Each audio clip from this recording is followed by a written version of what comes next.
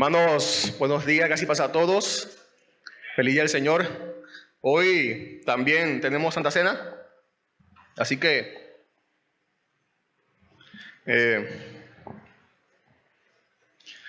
venimos con un corazón agradecido. Siempre con la expectativa de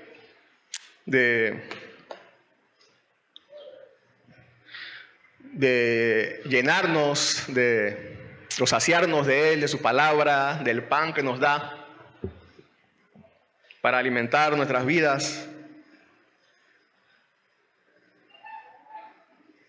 Vamos a Éxodo y vamos al capítulo 26. Vamos a ver todo ese capítulo hoy. Son 37 versículos.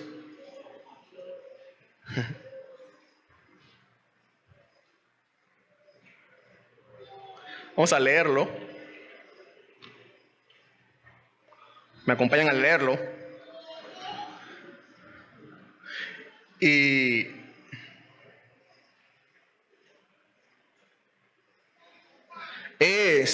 antes de leerlo, como ustedes ya se habrán dado cuenta, es las instrucciones específicas acerca de los detalles y los materiales del tabernáculo. Así que esto da una sección de instrucciones y de Dios nombrando partes, ¿no? Materiales y todo esto. Así que vamos a verlo en partes y recordando algunas verdades importantes que también ya hemos visto y ampliando también otras, como vimos la semana pasada con el título de bienes futuros. Hoy vamos a seguir entonces con ese énfasis, pero vamos a leerlo todo. No podemos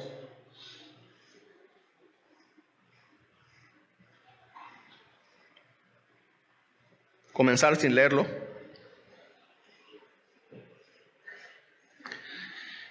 Dice el versículo 1: harás el tabernáculo con 10 cortinas de lino fino torcido y tela azul púrpura, escarlata. La harás con querubines, obra de hábil artífice. La longitud de cada cortina será de 28 codos y la anchura de cada cortina de 4 codos. Todas las cortinas tendrán una misma medida. 5 cortinas estarán unidas con la otra. También las otras 5 cortinas estarán unidas una con la otra. Harás los lazos de tela azul en el borde de la cortina del extremo del primer enlace, y de la misma manera la harás en el borde de la cortina del extremo del segundo enlace. Harás 50 lazos en la primera cortina y harás 50 lazos en el borde de la cortina que está en el segundo enlace. Los lazos se corresponderán unos con otros. Harás además 50 broches de oro, y con los broches unirás las cortinas una a la otra, de manera que el tabernáculo sea una unidad.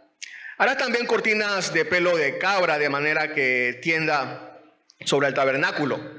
En total harás 11 cortinas.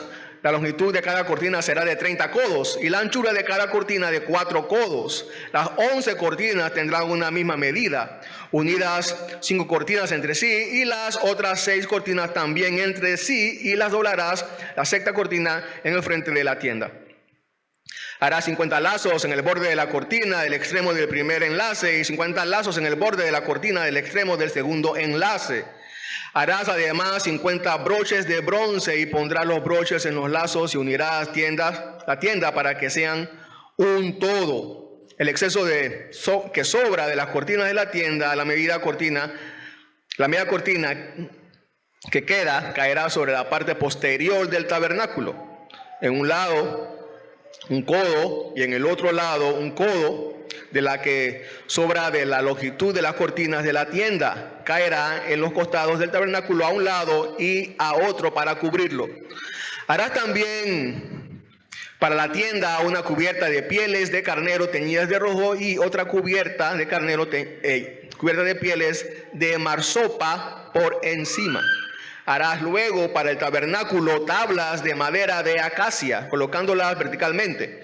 La longitud de cada tabla será de 10 codos y de 1.5 codos la anchura de cada tabla. Cada tabla tendrá 2 espigas para unirlas una con otra, así con cada con todas las tablas del tabernáculo. Harás pues las tablas para el tabernáculo, para el lado sur, 20 tablas.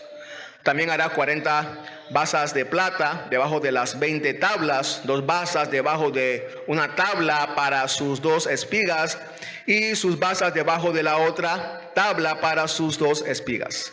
Para el segundo lado del tabernáculo, al lado norte, 20 tablas y sus 40 basas de plata, 2 basas debajo de una tabla y 2 basas debajo de la otra tabla. Para la parte posterior del tabernáculo, hacia el occidente, harás 6 tablas. Harás además 2 tablas para las esquinas del tabernáculo, la parte posterior. Serán dobles por abajo y estarán completamente unidas por arriba hasta la primera argolla. Así será con las 2, formarán las 2 esquinas. Habrá 8 tablas con sus basas de plata, 16 basas, 2 basas debajo de una tabla y 2 basas debajo de la otra tabla.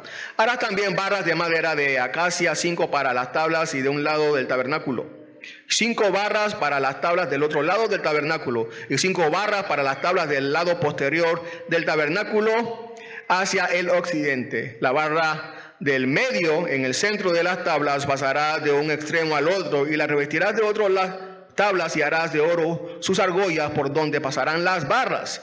Revestirás de oro las barras. Entonces levantarás el tabernáculo según el plan que te ha sido mostrado en el monte. Harás además un velo de tela azul, púrpura, escarlata y de lino fino, torcido.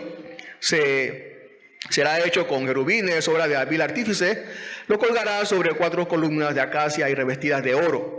Sus ganchos serán también de oro sobre 4 basas de plata. Colgarás el velo debajo de los broches y pondrás allí detrás del velo el arca del testimonio. El velo servirá como división entre el lugar santo y el lugar santísimo. Pondrás el propiciatorio sobre el arca del testimonio en el lugar santísimo. Pondrás la mesa fuera del velo y el candelabro entre la mesa en el lado del tabernáculo hacia el sur. Pondrás la mesa en el lado norte. Harás también una cortina para la entrada de la tienda de tela azul, púrpura, de escarlata y de lino fino torcido, obra de tejedor. Harás 5 columnas de acacia para la cortina y la revestirás de oro, y sus ganchos serán también de oro. Fundirás 5 basas de bronce para ellas. Clarito, ¿no? Las instrucciones. Todo la entendimos perfectamente. El título de hoy es Sombras del Nuevo Pacto. Sombras del Nuevo Pacto.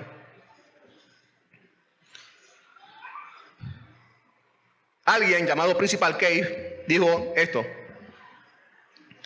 pasar del antiguo pacto al nuevo pacto es entrar en un mundo cambiado. Es como si hubiéramos vivido en un invierno ártico, nuestra larga noche iluminada ocasionalmente como por una aurora, y de repente hubiéramos dado con un verano cálido y glorioso, con su sol que no se pone y su día sin noche. La era de los símbolos ya no existe. Las débiles administraciones de las verdades celestiales bajo formas materiales han dado lugar a la ruidosa proclamación de las mismas verdades bajo formas menos materiales, formas de la verdadera vida. Estamos viendo eso, estamos viendo las sombras, las imágenes, los esquemas, ¿no? Las prefiguras, como dijimos la semana pasada, de bienes futuros. Aquí en esta porción de Éxodo. Todos hemos tenido experiencias donde probamos cómo se siente o cómo se vería. ¿A qué me refiero con eso? Por ejemplo, cuando alguien va a comprar una casa, se le hace pasar a una casa modelo, ¿no? Y se le enseña entonces la sala, el cuarto, el baño, la terraza, y da un paseo allí dentro para que vea cómo se siente vivir allí, una muestra. O también cuando alguien va a comprar un carro, un auto, que va a la agencia y el vendedor lo hace sentarse, ¿no? Allí y que tome el timón y sienta la brisa, ¿no? Y para que una muestra de cómo sería si tuviera este carro. ¿no?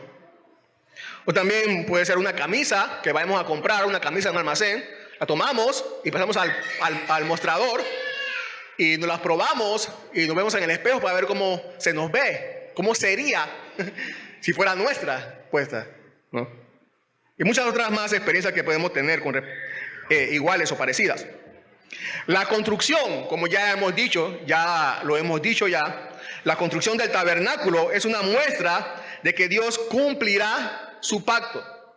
La construcción del tabernáculo es una muestra de que Dios cumplirá su pacto. Y Dios está dando estas instrucciones para que Moisés y el pueblo de Israel construyan este tabernáculo con el propósito, sobre todo propósito, de que Él va a cumplir su pacto que tenía desde la eternidad para tener un pueblo en una tierra donde Él sea el único Dios.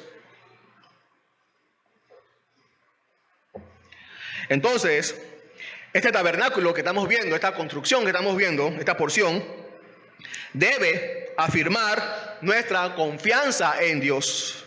¿En qué manera el tabernáculo de Dios aquí nos muestra que Él cumplirá su pacto? Bueno, esto es lo que vamos a ver en esta porción. Al dar una muestra de su presencia, número 1, y al dar una muestra de los bienes futuros, como ya comenzamos a ver la semana pasada, estos bienes futuros que aún podemos seguir viendo hoy, y en el resto de Éxodo vamos a seguir viendo cuáles son estos bienes futuros que se anunciaban desde ese momento, desde ese entonces. Sigamos a la parte número 1. Dios cumplirá su pacto al dar una muestra de su presencia, aunque aún todavía no vamos, específicamente no vamos a Éxodo 26, todavía no. Vamos a hablar del tabernáculo.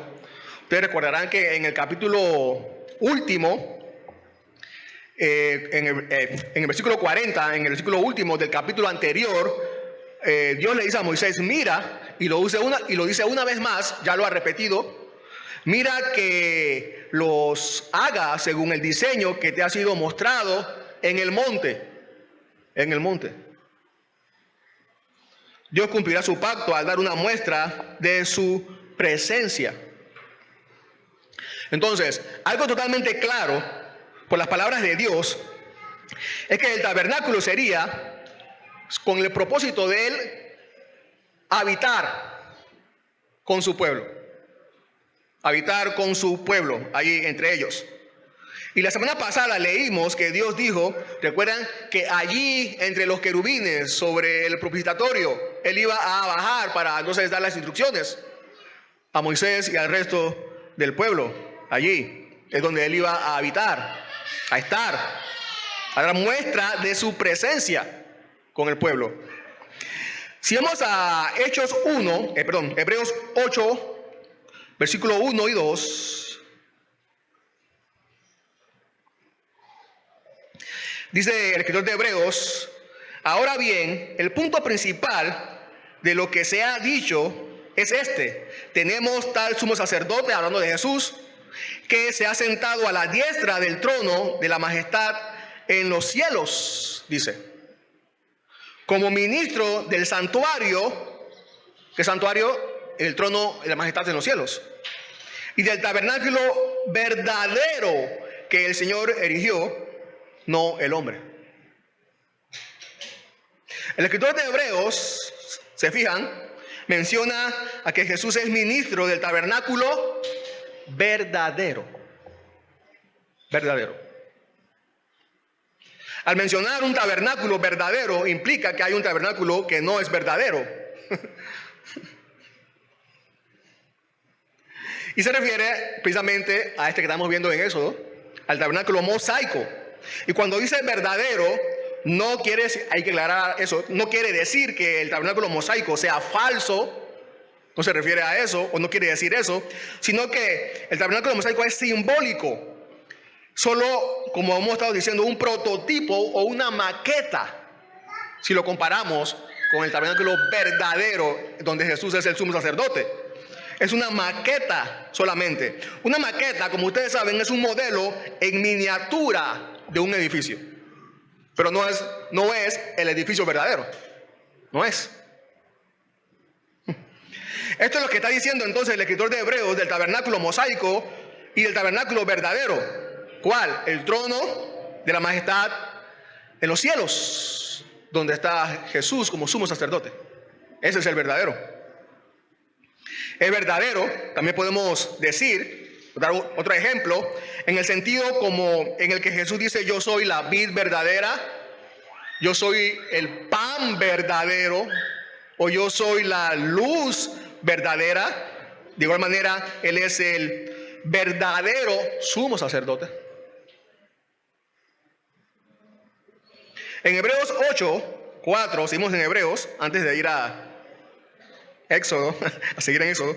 En Hebreos 8:4 dice: así que si Él estuviera, hablando de Jesús, sobre la tierra, ni siquiera sería sacerdote, habiendo sacerdotes que presentan las ofrendas según la ley, los cuales sirven a lo que es copia y sombra de las cosas celestiales, tal como Moisés fue advertido por Dios cuando estaba a punto de erigir el tabernáculo. Pues dice otra vez lo que Dios ya ha repetido muchas veces, que es tan importante: haz todas las cosas conforme al modelo que te fue mostrado en el monte, porque allá arriba estaba el verdadero tabernáculo. Y este verdadero santuario, tabernáculo, los cielos, tampoco fue una improvisación cuando Jesús resucitó. No fue que Dios inventó un tabernáculo en los cielos verdadero cuando Jesús resucitó para que Jesús fuera allá a servir. No se le ocurrió a Dios cuando Jesús resucitó. No fue así. No fue así. En la Biblia, el universo, todo el cosmos es descrito como un templo. Ya ustedes han escuchado muchos textos sobre esto. Como un templo, un gran santuario de Dios. Por ejemplo, en el Salmo 11:4 dice: el Señor está en su santo templo, el trono del Señor está en los cielos. Y eso fue antes de crear el mundo. En Amós 9:6 también dice: el que edifica en los cielos sus altos aposentos, y sobre la tierra ha establecido su bóveda. Ahora, si vamos al Nuevo Testamento, el apóstol Pablo, ustedes recordarán cuando tuvo esta experiencia, ¿no? En 2 Corintios 12:2 dice: conozco a un hombre en Cristo que hace 14 años, no sé si en el cuerpo, no sé si fue el cuerpo, Dios lo sabe, el tal fue arrebatado hasta el tercer cielo.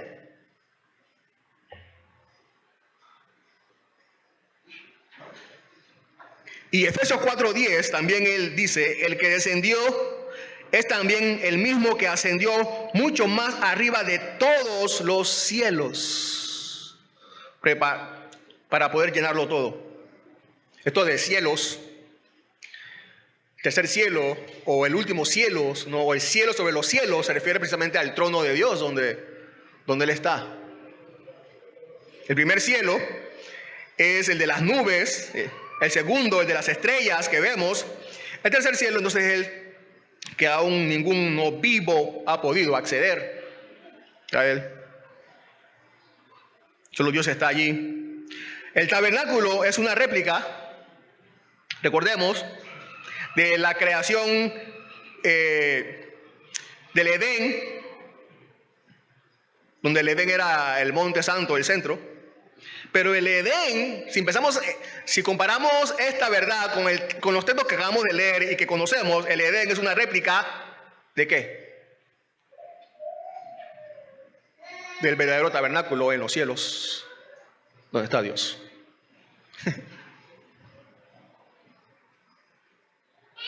Fíjense, el hecho de que en el patio exterior, o como vamos a ver más adelante, en los atrios, todos los israelitas podían entrar allí para rendir culto, representaba a toda la humanidad. Y esto se asocia con la tierra que podemos ver, los atrios. La tierra que podemos ver. El candelero, dicen otros comentaristas, el candelabro y sus 7 luces en el lugar santo están asociadas a las 7 fuentes de luces visibles, que son los 5 planetas, Sol, la Luna, Un comentarista dice que además todo el ciclo del tiempo marcado por el sol, la luna y las estrellas se divide en siete días. El candelabro contiene la misma división de 7, simbolizando el ciclo del tiempo proporcionado por las luces celestiales, o sea, el segundo cielo. No están todas las estrellas, los planetas. Y el lugar santísimo simbolizaba la dimensión celestial invisible, el tercer cielo, el trono de Dios, el verdadero tabernáculo. Inaccesible. Incluso el sacerdote que entraba una vez al año allí tenía que ofrecer incienso que formaba una nube tan densa que no podría ver de manera clara la gloria de Dios. Ni siquiera él podía acceder totalmente a la vista de Dios.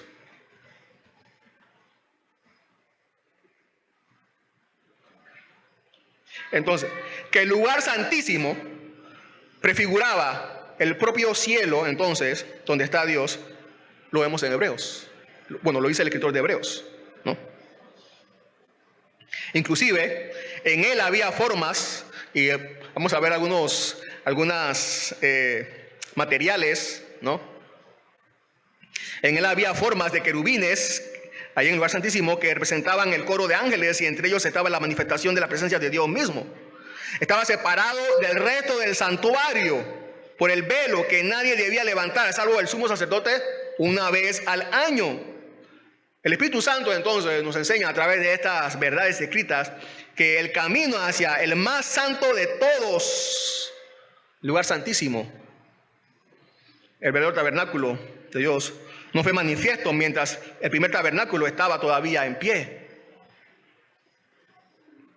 O se estaba construyendo ahí, o era su servicio. Si es así, entonces, hermanos y hermanas, si es así, entonces, si el tabernáculo verdadero está en los cielos, es allá donde Jesús, como sumo sacerdote verdadero y sacrificio, debía entrar para ofrecer y ser ofrecido él mismo, allá. Y para hacer aceptable sacrificio a Dios. Era un sacerdocio y sacrificio eterno el de Cristo Jesús. Como Dios es eterno, que habita en la eternidad. No en la tierra. Así pues, entonces, nuestro sumo sacerdote, Jesús, Pregunto, ¿no entró en el cielo como representante de su pueblo? ¿No fue colocado por encima de todo principado y poder? ¿No tomó Cristo posesión del cielo en nuestro nombre? Y nosotros por la fe nos vemos ahora resucitados y sentados con Él en lugares celestiales en Cristo Jesús.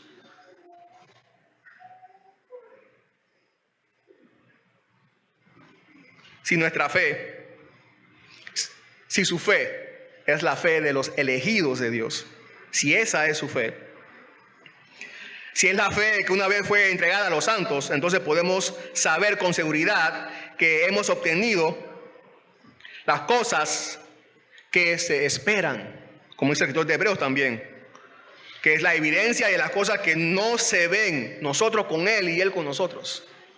Las hemos obtenido en realidad. Así que es el verdadero tabernáculo porque fue hecho no con las manos ni a través de la mediación de los seres humanos quienes construyeron este tabernáculo, sino que este verdadero, los cielos, el universo, fue hecho con las manos de Dios. El verdadero tabernáculo.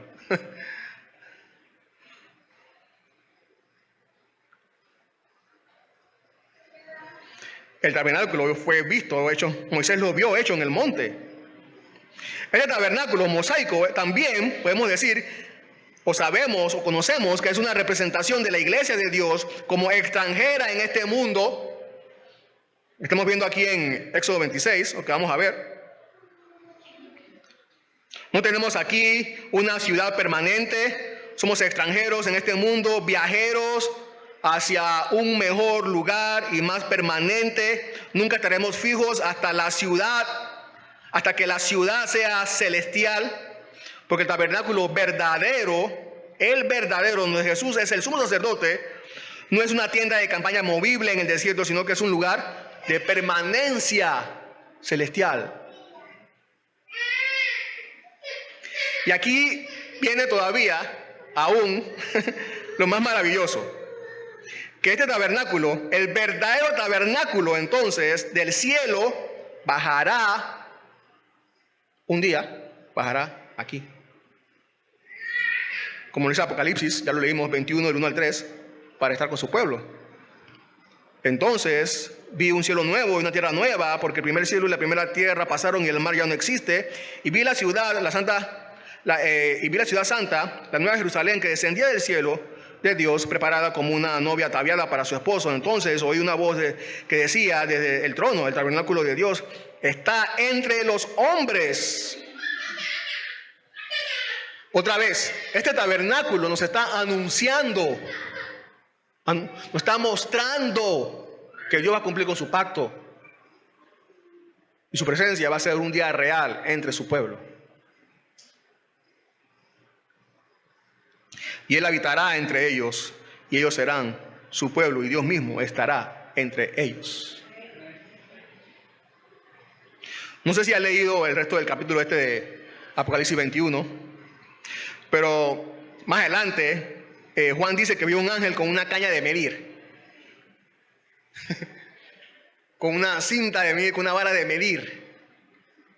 Un ángel comenzó a medir y comenzó a medir precisamente esta ciudad santa. ¿Pero cuánto medía? Y fue dando fue diciendo las medidas, y Juan estaba escuchando estas medidas.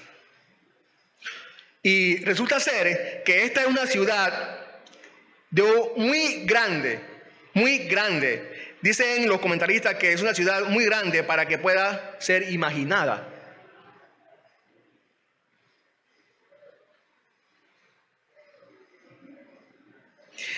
Dice que en esta ciudad, más importante, dice que había espacio para todos. Y dice Henry Morris también, que dice él así, adivinando, dice que ha habido alrededor de 100,000 millones, o supongamos, ¿no?, que ha habido alrededor de 100,000 millones de la raza humana y que el 20% de ellos será salvado. Calcula que cada persona tendrá un bloque de aproximadamente 75 acres en cada lado para llamarlo su propiedad. Su propiedad. O sea, es muy grande. Esa ciudad.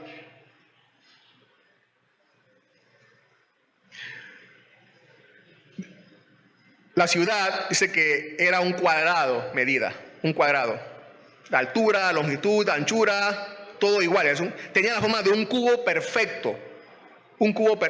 Tendrá la forma de un cubo perfecto esta ciudad, como el lugar santísimo del antiguo tabernáculo.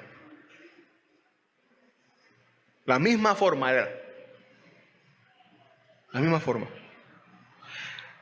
Dicen los comentaristas que siguen diciendo que era un cuadrado exacto, es decir, no había nada irregular en ella. No había paredes torcidas, no había salientes ni hendiduras en las paredes, como si la ciudad hubiera sido construida en diferentes momentos sin un plan y se hubiera acomodado a las circunstancias. La mayoría de las ciudades han sido determinadas en un contorno por el carácter del terreno, por colinas, arroyos o barrancos, y han crecido por estas extensiones donde una parte se ha unido a la otra, de modo que no hay regularidad y de modo que el plan original, si había alguno, se ha perdido de vista. Bueno, la Nueva Jerusalén, la ciudad santa, por el contrario, será construida ha sido construida, ¿no?, según el plan de máxima regularidad, que no ha sido modificado por las circunstancias ni variado a medida que la ciudad crece. Esto tal vez fuera para sugerir la perfección de esta ciudad y la santidad de la iglesia. La iglesia, tal como aparece en su estado de gloria, estará en acuerdo perfecto con el plan de Dios eterno y que es el gran diseño original desde el principio.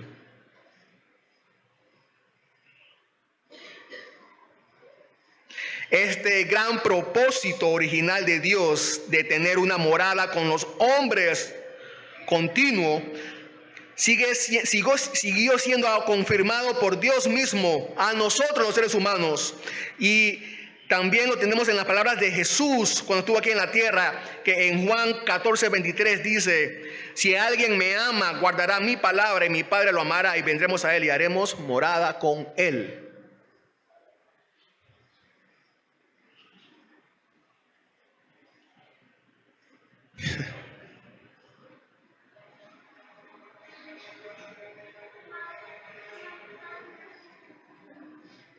Así que, hermano, hermana, ¿te estás preparando para ese día cuando la ciudad santa y el tabernáculo de Dios sean uno? ¿Estás preparando para ese día? ¿Estás caminando dignamente como ciudadano de la ciudad celestial? ¿Eres uno con el Padre y con el Hijo en tu deseo de esa recreación o restitución de todas las cosas? Cielo nuevo y tierra nueva. Que sea así. Que seamos animados. Que su palabra y sus promesas nos puedan animar, confrontar. Y que sea así.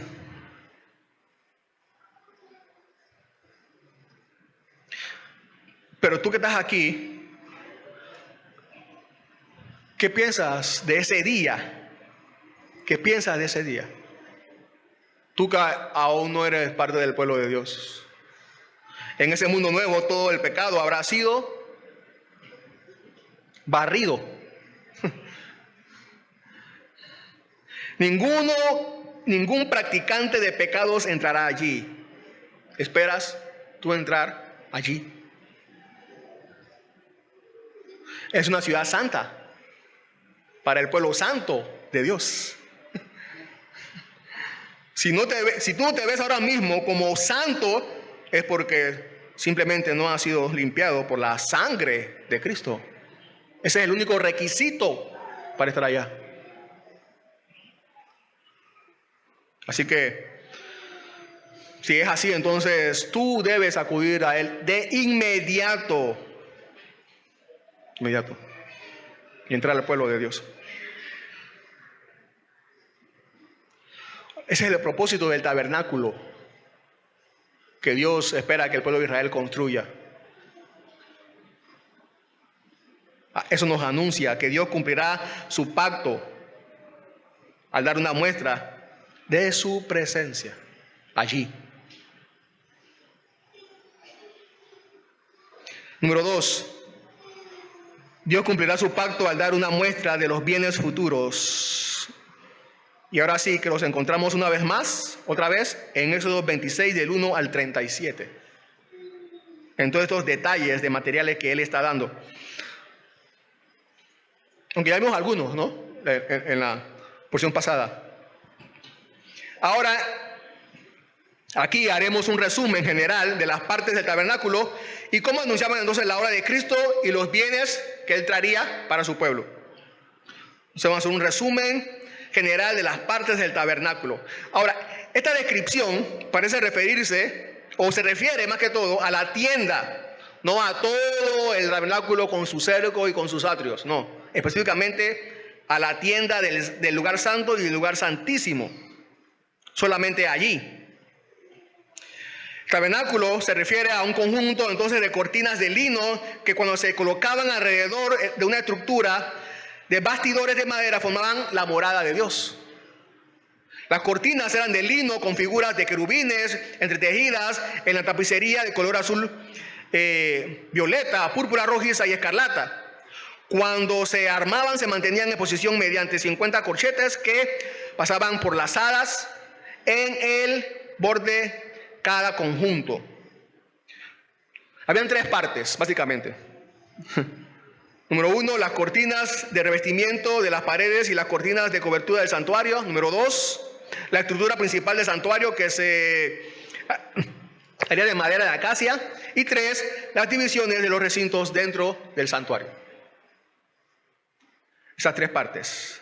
Cortinas finas, lazos finos, broches finos, pieles finas, tablas de madera de acacia finas, ganchos, todo revestido de oro. Esas son las partes, los materiales, ¿no?, que había ahí. Todos estos materiales eran preciosos. En todos estos materiales podemos ver el plan de Dios y la obra de Cristo. Ahora aquí podemos estar como 3 horas más hablando o buscando y encontrando todos los significados que vemos, ¿no?, o que podemos encontrar en Cristo aquí.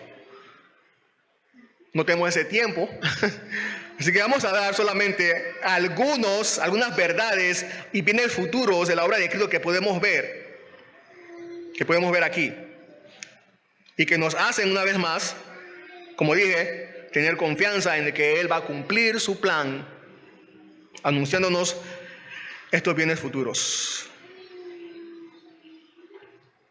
Dentro de los límites de sus dimensiones, el tabernáculo era realmente un lugar de gran esplendor por dentro, ¿no? Por dentro, en su interior. Una estructura costosa y magnífica. La madera de acacia, los metales preciosos, los colores, las telas de lino finamente bordadas, tienen un significado que añade belleza y riqueza al lugar destinado a la morada del Señor. ¿Se acuerdan? Como en el Edén, donde todo era hermoso, precioso y fragante.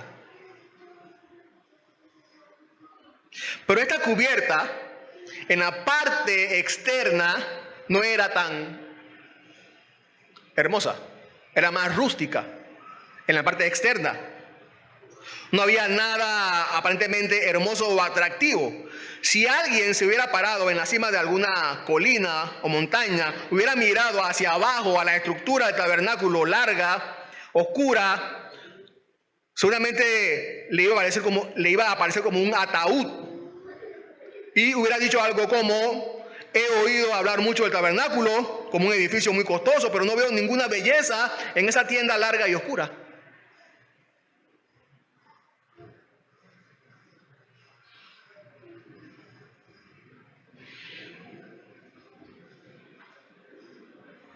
Pero los que podían entrar, los sacerdotes que entraban, los que podían entrar ahí,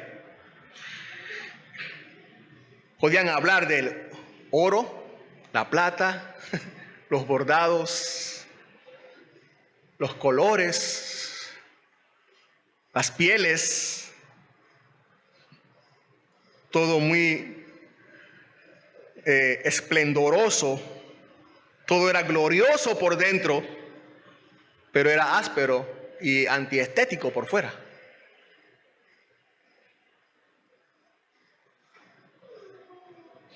Este revestimiento de pieles, dicen algunos entonces comentaristas, llegan a la conclusión, y nosotros también llegamos a la conclusión, que muestra la apariencia de Cristo cuando estaba aquí en la tierra entre los hombres, quienes al juzgarlo por su apariencia externa dijeron, como dice Isaías: no tiene forma ni hermosura, no hay belleza en él para que lo admiremos. No es gran cosa.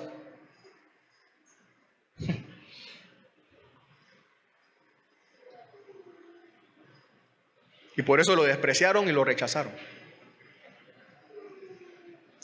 Pero para todos los que tenían el privilegio de entrar en el recinto sagrado, no se veía otra vez nada más que azul, púrpura, escarlata, lino fino, la variada pero combinada exhibición de las virtudes excelentes de ese tabernáculo divino en el que Dios habitaba dentro del velo, es decir, dentro de Cristo.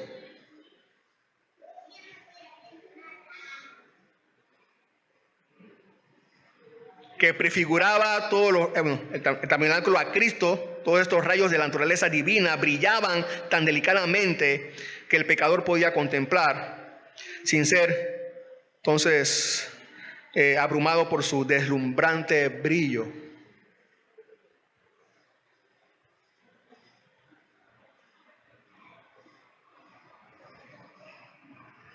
podían contemplar entonces la belleza de Cristo allí, la belleza del Salvador allí. Estas cortinas estaban unidas, dice Éxodo 26, ustedes recordarán, ya lo leímos, por lazos azules y taches de oro para formar un solo tabernáculo, el lugar santísimo y el lugar santo. Por dentro, con el velo, se veían dos, pero por fuera se veía uno, ¿no? Los lazos y los taches estaban exactamente entre el velo, como leímos. Esto puede enseñarnos la conexión entonces entre la obra de Cristo en el cielo, en el lugar donde, en su verdadero tabernáculo, en el lugar donde nadie puede acceder, el lugar santísimo, y la tierra, donde estaba el pan y la luz.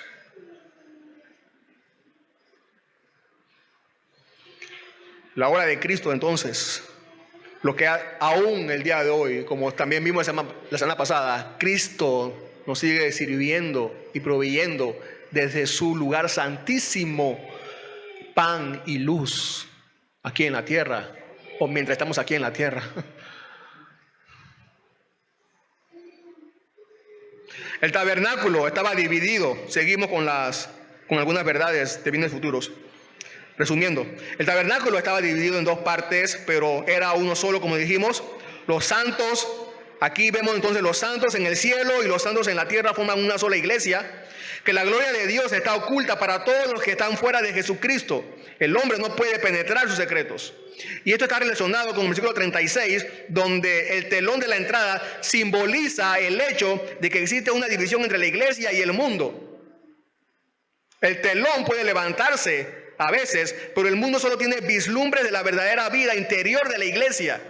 No la ve completamente, no la comprende. La vida pública de la iglesia consiste en el culto, la contemplación, la oración, su palabra, sus promesas, su alabanza. Pero el mundo no se preocupa por ninguna de estas cosas. El apoyo de bases también que vemos ahí, y que eran propiamente los cimientos del tabernáculo sobre los que estaban establecido, indica que la iglesia está separada de la tierra. No tiene aquí ningún lugar de descanso, ninguna morada estable. El tabernáculo, ustedes saben que debía levantarse. Entonces esperamos un día ser trasladados.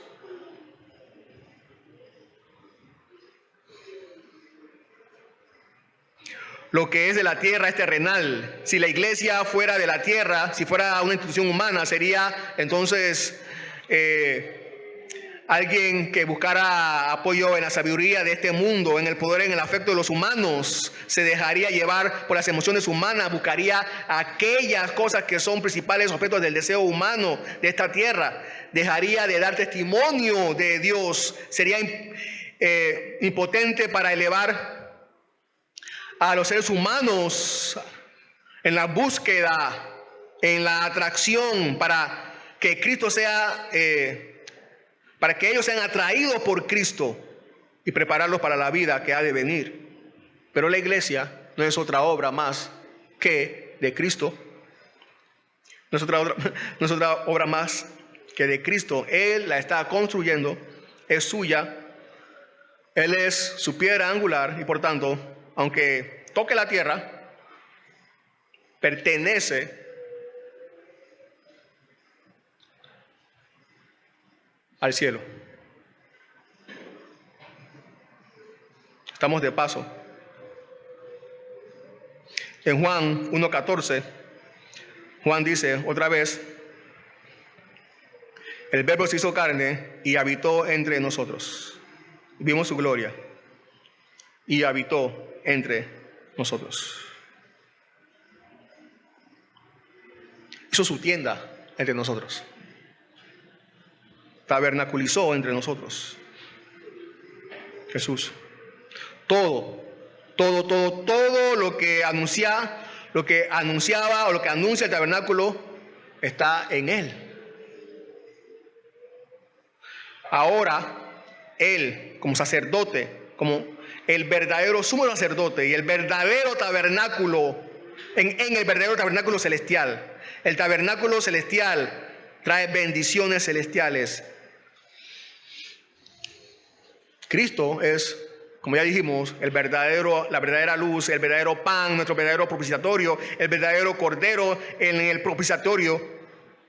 Los bienes futuros que anunciaba el tabernáculo y sus materiales es Cristo mismo. Una traducción de esta palabra, otra traducción de la Biblia, dice las cosas buenas por venir. Las cosas buenas por venir. En vez de decir los bienes futuros. Este tabernáculo anuncia estas cosas buenas que anunciaba el tabernáculo están en Cristo. Estas cosas buenas que anunciaba el tabernáculo están en Cristo.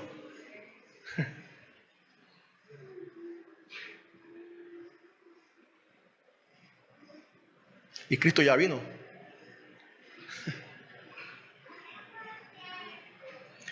Lo mejor para nosotros no está por venir. Ya vino. Cristo. Y en Él obtendremos al final de este mundo el cumplimiento de todas sus promesas. El cumplimiento pleno de todas sus promesas. Un pastor llamado Edmund Clowney dice: no es tanto que Cristo cumpla lo que el tabernáculo significa. No es tanto que Cristo cumpla lo que el tabernáculo significa, sino que Cristo es el significado para el cual Dios le dijo a Moisés que construyera el tabernáculo. Es así. Porque Él es el tabernáculo de Dios. Todas las bendiciones espirituales en los lugares celestiales están en Cristo.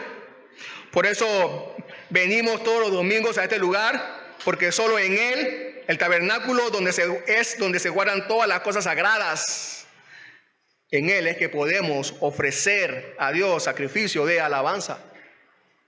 En Él, como dice Hebreos 13:15. Por tanto, ofrezcamos continuamente mediante Él sacrificio de alabanza, es decir, el fruto del labio que comienza en su nombre.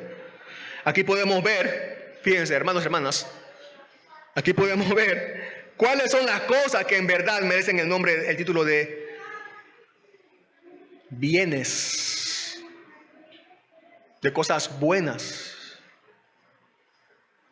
No la plata, no el oro. Estos quedan en una categoría menor. Cristo en su obra no trajo ni dijo nada de eso, ni plata, ni oro. Pero sí trajo consigo los bienes, las cosas buenas que Él consideró el ser humano necesita. La remisión de pecados, la fe, el perdón, la justificación, la paz con Dios, la adopción como hijos de Dios.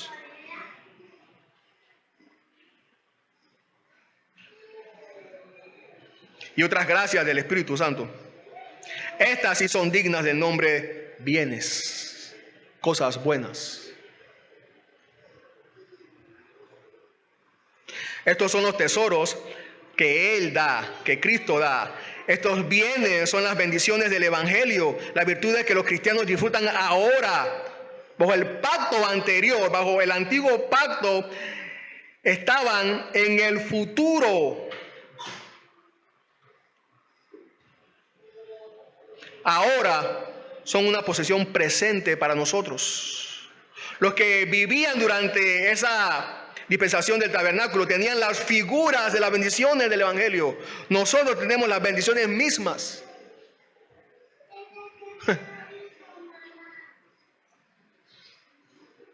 ¿Estás tú disfrutando esos tesoros? Los tesoros que Cristo da. ¿Ha cambiado tu vida de las sombras a la luz del Evangelio?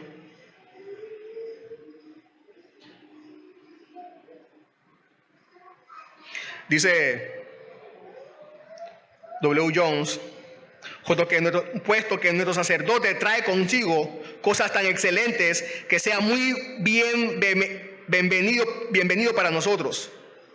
Sigue diciendo, David en una ocasión dijo de Ahimaas: este es un hombre bueno y trae buenas noticias, mucho más es digno Cristo.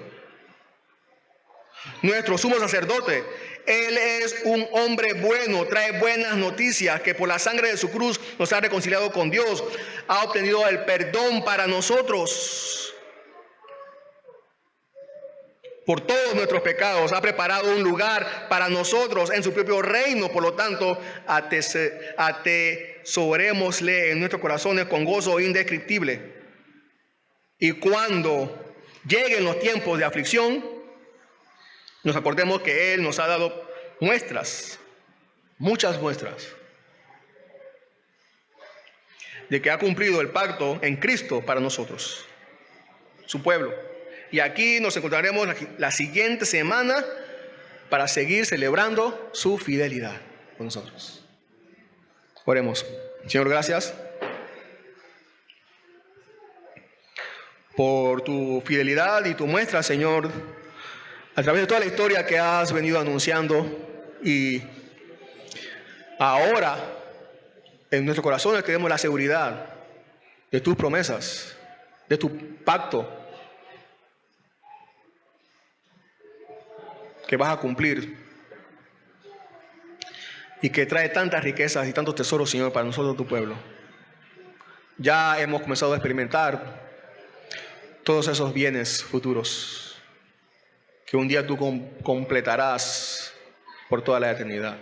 Padre, que estas promesas nos ayuden cada día, mañana, el resto de la semana, a afianzar y seguir creciendo en nuestra fe, Señor. Que sea afirmada, aún en medio de las aflicciones, aún en medio de las confusiones y de las situaciones que no entendemos, aún allí, que tus promesas hagan que nuestra fe sea afirmada.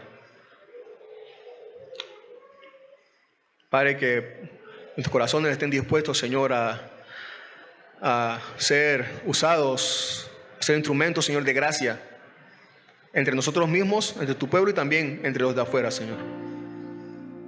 Gracias por todo. Amén.